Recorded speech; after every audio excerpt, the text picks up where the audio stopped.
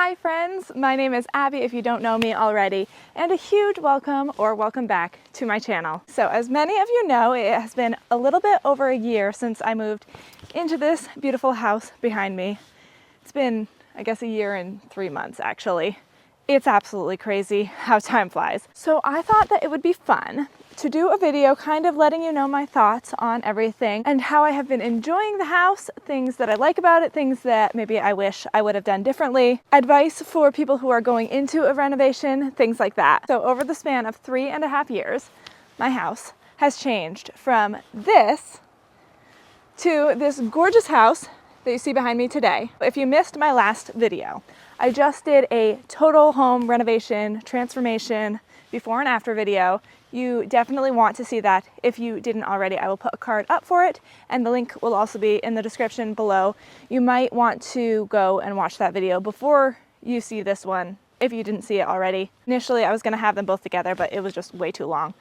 It's been quite the journey. Definitely an incredible learning experience. But today, I just want to talk to you guys about life in the house after a year and 3 months. And maybe I could be some help to people who are heading into a renovation themselves. I know that I really appreciated videos like this when I was going into my renovation. I watched like 5 things you like about your kitchen, 5 things you didn't, all these, what I wish I did differently, trying to figure out, trying not to make mistakes that other people watch other people's make mistakes so that I don't do them myself, that kind of thing. So if you're in those shoes, I totally get you. Hopefully I can help. After 3.5 years of renovating this house, I think it was a big success. Personally, I love it. So let's head inside and we can chat about it.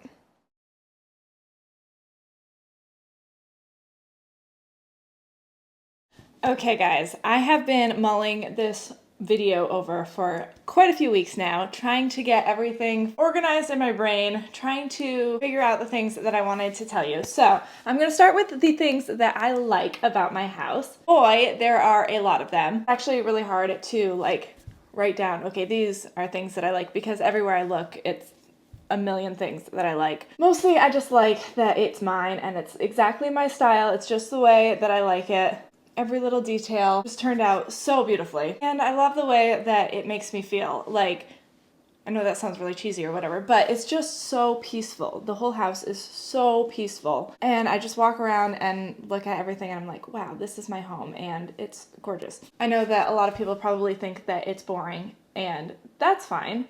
Everybody's got different styles, but what I like about it is that I made it exactly my style. It's very minimal, it's very light and airy and peaceful, and I just love it. But seeing as I have to narrow it down a bit, I think that my 2 favorite rooms in the house are the kitchen, of course, it's beautiful, and also the upstairs bathroom. So in the kitchen specifically, I really like the countertop. I went with a Taj Mahal quartzite countertop, and I love that it is a natural stone that comes from the earth. To think that there are mountains filled with this beautiful light stone is mind-blowing. In Brazil, apparently. I had a hard time picking. I knew I wanted something light. I really like marble, or the look of marble, but I know that it is very porous, so it's not great. It'll make stains and whatnot, which you really don't want in a kitchen countertop. Some people do it, but I didn't think it would be best for me. So I did a lot of research to try to find something that was light, preferably natural, not man-made, but also still really hard and good for, life. So I'm very happy with that. I got it through Lowe's, and everything went smoothly with that. It was expensive. I know it's one of the more expensive stones, but when I saw it, I knew it was just what I was looking for. It's unique. Every slab of it is different, here and there, and sometimes I just look at it and all of the designs in it. It's just so beautiful to me. So I love the countertop. I also love the kitchen lighting. The pendants over my island peninsula thing, and also my dining room chandelier, they're both alabaster stone, super heavy. I got them both from Amazon. I can put the links in the description below, but I absolutely love them. I actually saw the dining room chandelier, like one of the very first things when I was starting the house. I always had it in my mind like for 3 years as I was working on the house, and I had looked around. I saw that one, then I looked for a million different other ones, and I always kept coming back to that one. Again, I love that it's a natural stone. How cool is that? And it's so beautiful because of the way that the light shines through it. So it's beautiful. It's more white when it's not on, and then when the light is shining through it, it gives off like a yellowish glow. I just think it's absolutely stunning. And it matches well with the countertop. Again, each piece is so unique, and they all have different designs on them, and I just love that. Side note, I also put the countertop as a sill in my kitchen window, and I really like that as well. I think it gives like a cohesive look of the stone at different heights, and it's great for like plants on there or whatever, because anything that you spill, it's right on the stone versus a wood sill. I really like the layout of my kitchen, having the fridge tucked away to the side so it's not so in your face, and therefore I don't have any higher appliances in the actual kitchen area. But that brings me to my vent hood, which I also really love. Jay and I made the structure of the vent hood. It's just like a basic, not slanty, just a basic structure. We made it with plywood, and then I put a Venetian plaster that I got somewhere online, and that actually could match the color to whatever color of paint you have in the kitchen, which I thought was really cool. Obviously my paint is just white, but it's Chantilly lace is the specific color from Sherwin-Williams, I think. But I was able to match the Venetian plaster to that. So it gives a different texture to it, but it also blends into the kitchen in a beautiful way, in my opinion. Also, I'm very happy with the way that it turned out because I didn't know if it was going to get really yucky underneath, especially with having the texture. And I've been here for over a year, and I was just looking at it the other day and it looks great. So I'm happy with that. You know, who knows over many years, but after a year and 3 months, it's looking good. Okay, I'm going to be honest with you. I just talked to you for probably 20 minutes, not realizing that I think that instead of pressing the record button, somehow I pressed the power button. Whatever. I've practiced, so I should be concise now.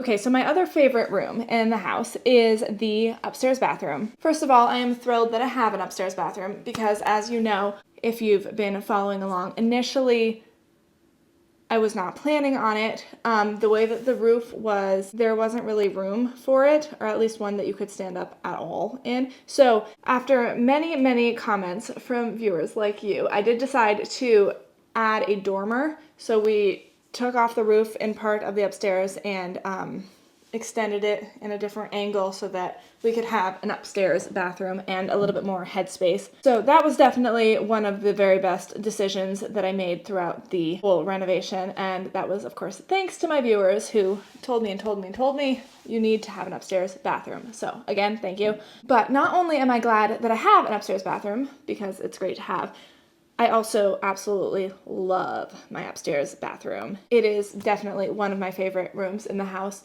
I think that it is just it's like a spa oasis for me. So I ended up putting micro cement on all of the walls, including the shower. And if you aren't sure what that is, I do have a whole video about it and how I like it after having it in my house. So I'll put a card up to that. But it's basically cement, so everywhere it has like a texture to it, which I really love. And then it's all waterproof. So the entire bathroom is basically waterproof, which is really nice. I'm really happy with the way that the shower turned out. So I have a half wall for that, and I don't have any curtain, I don't have any glass. Of course, the whole bathroom is waterproof if it gets wet, but it really does not. It's not bad at all. It pretty much stays in the shower area. So I'm happy about that. But I love the look of it. I love how it's cleanable. I love the hardware. I think that really elevates everything. And also it works really well. Like the shower head is just like a pile of rainwater on your head. It's great. Would also definitely recommend putting your on and off lever on the other side of your shower so that when you turn it on, you don't get like water on your head. That has worked out great for me. Overall, it just genuinely feels like a spa experience.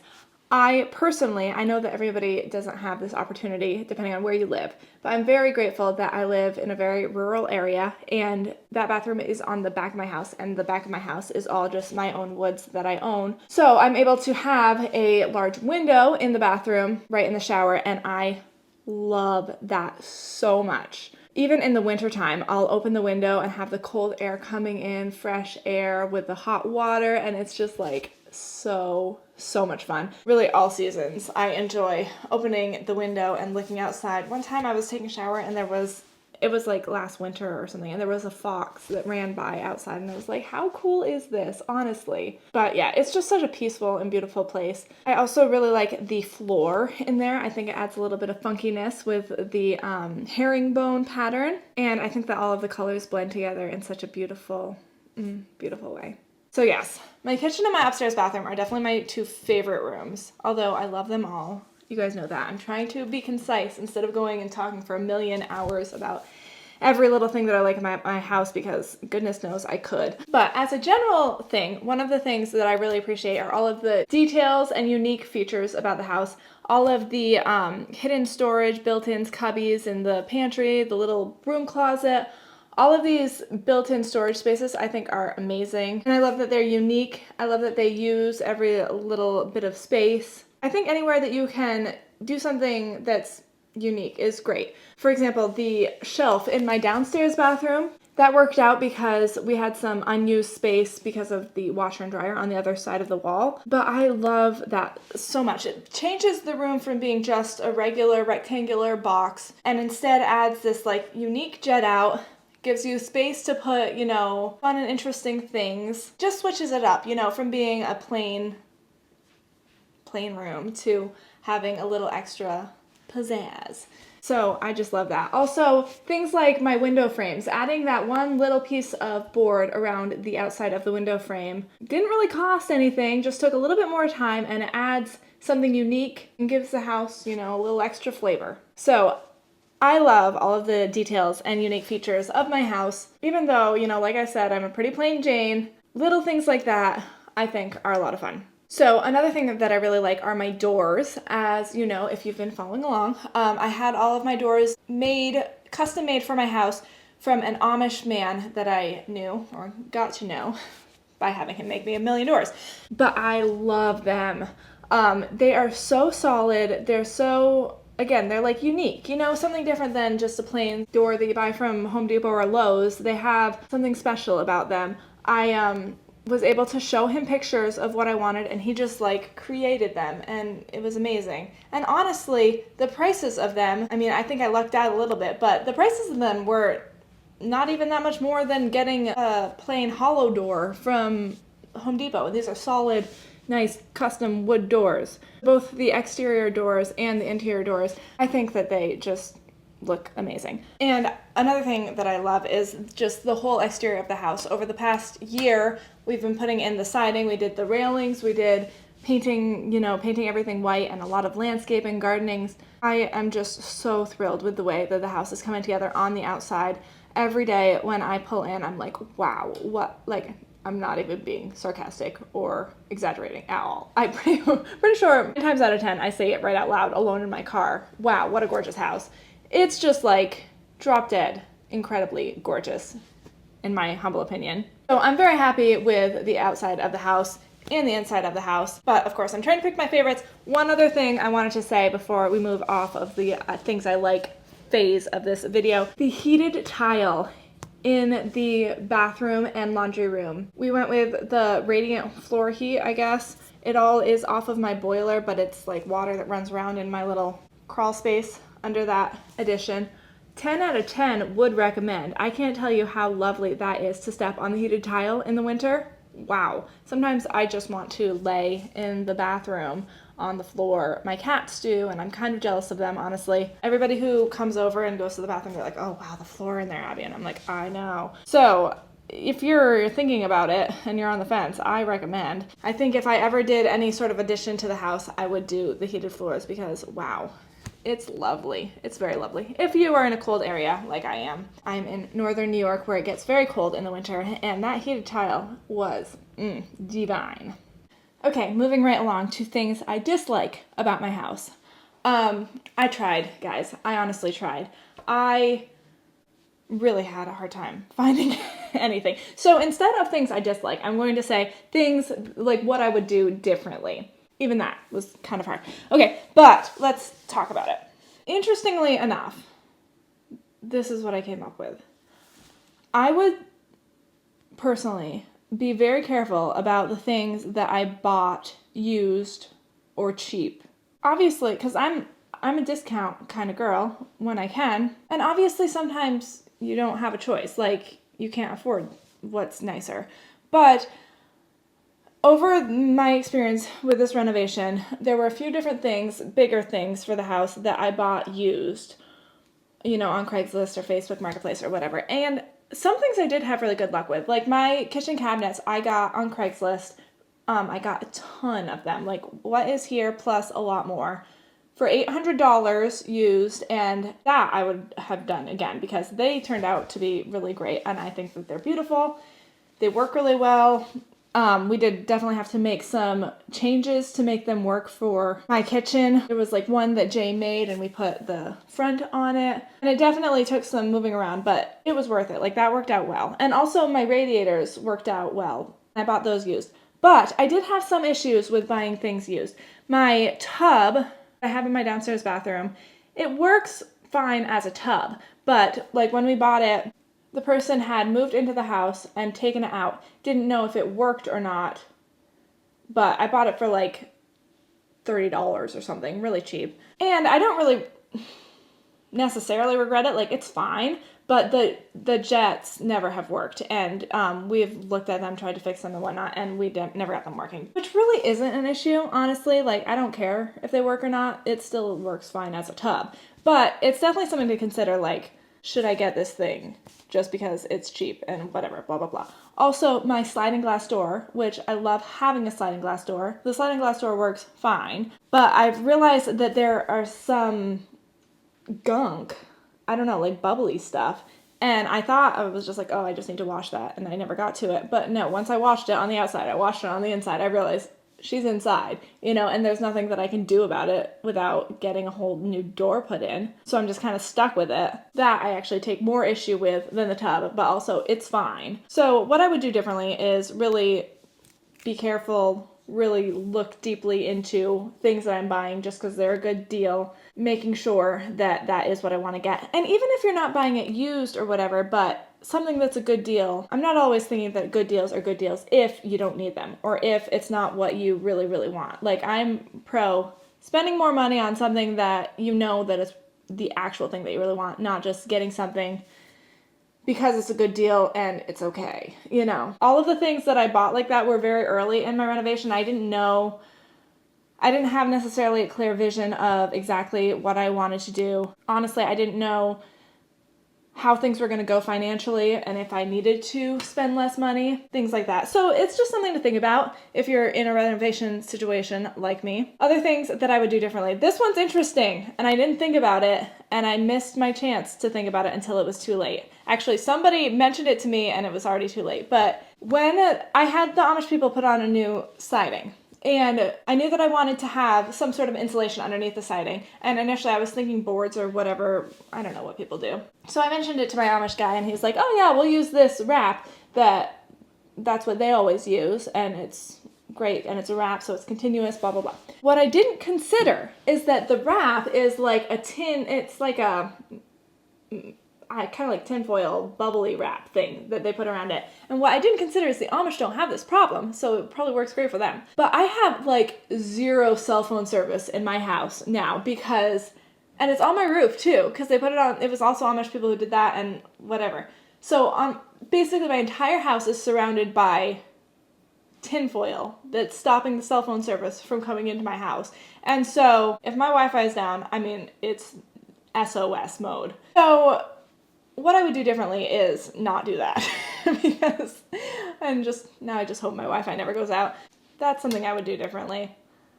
Something that hit me and I definitely didn't think of it until it was way too late. And another thing that I would do differently, I've said this before to you guys, it's not necessarily something I dislike about the house, but just in the renovation process, what I would do differently involving redoing floors is I would hire that out because it was such a miserable job. I know I've said it a million times and I will say it again because there's somebody out there thinking about refinishing their floors and I don't know, maybe it's fine for you. But for me, if you're like me, it would have been worth it to hire that out for sure because it was terrible. But then again, it changes for every person. A lot of people have said the same thing about mudding and taping the house, that they would definitely, that's the one job they would hire out. I disagree. I didn't think that was bad at all. I mean, it took time, but it was kind of an enjoyable process for me, honestly. So it all depends on your personality. And the unfortunate thing is you can't know until you try. So I guess you're out of luck. You just got to figure it out. But I would personally hire out the floors. I would do again the mudding and taping. Okay, we are moving right along. My suggestions for going into a renovation, that I have plenty of. So if you are like I was 3.5 years ago, watching a gazillion YouTube videos about what I wish I would have known, blah, blah, blah. I've been there. I get it. And yeah, I've got a lot of suggestions. One thing is to make sure your head knows this, that it is going to take longer than you expect it will. Otherwise, you're in for disappointment. And I would say that is whether you're DIYing or not. Like, we just had somebody do an addition on our office where I work, and it took so much longer than we thought it was going to.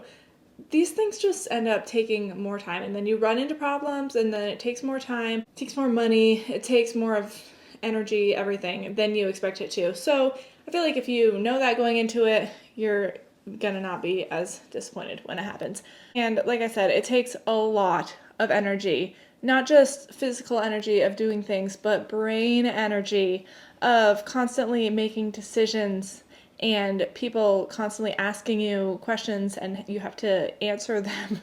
And it's a lot. So just be aware of that and keep pushing through even when it seems dreadful, because in the end, it is oh so worth it. Okay, so my main suggestion, I sound like my father, if you know him, my goodness, when going into renovation, is that you have to think. You have to think so much, spend so much time thinking. And, which sounds stupid, but it's actually really true. I would walk around this house a million times. Like, I would come here for like an hour, do nothing, just walk around and look and think. There is so much thinking that needs to be done, especially if you've never done it before and you don't know what you're doing. You just have to really think. I don't know any better way to put it, but realizing that you need to take so much time just to think about every little thing.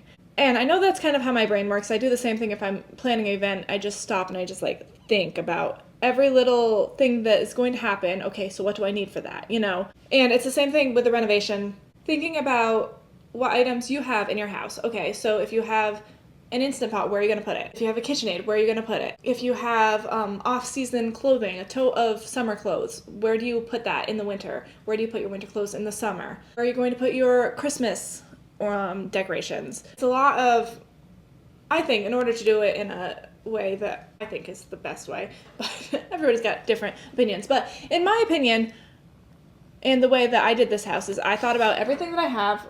Gomer, what are you doing, crazy cat? And where I'm going to put it. How I'm going to do this. Think about where you're going to put your furniture. So therefore you know, okay, do I need an outlet for a light? Do I need a TV? Where am I going to put my TV? So that you can think about the extra things. Like, okay, I don't want the cords to be hanging down from my TV on the wall. So I put a conduit behind the wall so I can just plug my cords. A lot of people put an outlet up where their TV is going to be on the wall. That's not how I did it. I did it so I put my cords right into the wall, down, then out again, and then plug it into the outlet. I think it's a better idea personally because that way my TV can be right up against the wall and I don't have to have it plugged in behind the TV, if you know what I mean. But that's a side note.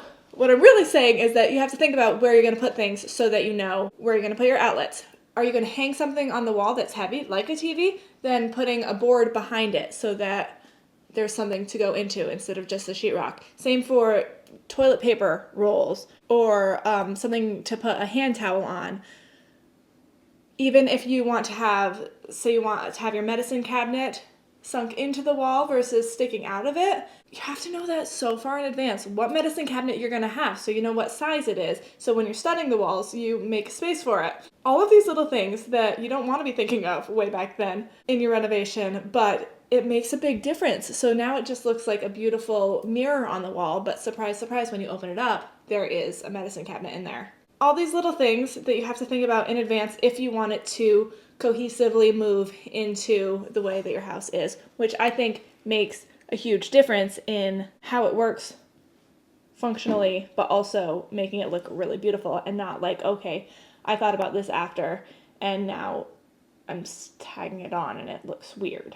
I hope any of that makes sense in my words. It makes sense in my head, and I do think it's really important, but I hope it makes sense. Also, taking the time to really research what you want. And you have to do that so far in advance of when it's going to happen. That's what's hard. There are so many steps along the timeline, but you kind of have to have your life figured out way back here when you're in the studying phase, so that when you're in the pretty phase, it's ready for you. Another piece of advice that I would have is, especially for your home that is going to stay for a long time and it's like a fixture in your home, is to buy quality items if you can afford it. I personally am more of a cheapskate, so I have a harder time spending money, and like I said before, so sometimes I would try to get something because it was cheap, it was a good deal, but it maybe wasn't actually perfect. So my advice would be, especially for something that is going to stay in your home, that is like my countertop, for example, it's here for the long haul. You can't just change it out just cause. So that is why I would suggest buying a quality piece so that you don't have to change it out. Just make sure that it's something that you really, really love. Like my light fixtures, like I said, I saw them forever ago and I kept trying to find other ones because these ones were more expensive. So I was trying to find something cheaper that I still liked, and I never found anything that I liked anywhere near like I like these ones. And so I'm so glad that I went for it, even though they were a bit more expensive than some of the other ones. They're here for the long haul, they're good quality, they're beautiful, and I love them so much. So my suggestion would be, for things that are here to stay, you don't want to change them out. Honestly, you don't want to change your faucet out because it's leaking after 3 months. That's a miserable thing to do. So if you can afford it, I suggest trying to get something that is a good quality item. Quality over quantity. You don't want to have to change it out again. Nah, that's way too much work. Now that you've finished your renovation, you just want to enjoy it. Also, know your style and go with it. I know a lot of people have so kindly told me in the comments below that they think that I'm so boring and the house had way more character before and all sorts of stuff. But you know what?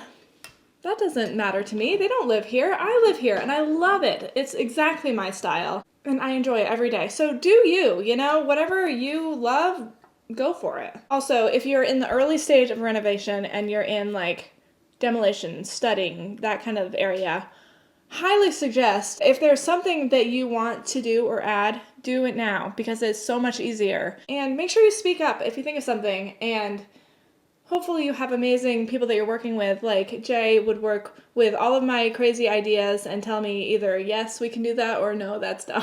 That's not going to work out for this reason or that reason. But who knows? Maybe you could add a dormer. Like I had thought about it, but I didn't even say it for a long time because it seemed really hard. And then when I finally did say it, Jay was like, yeah, we could do that. And it was doable.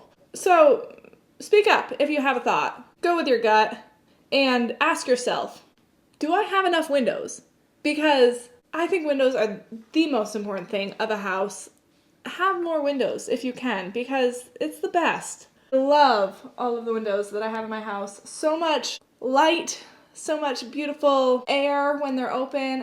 I just love windows. Okay, I'm sorry if things are seeming like haphazard, but I just have this long list.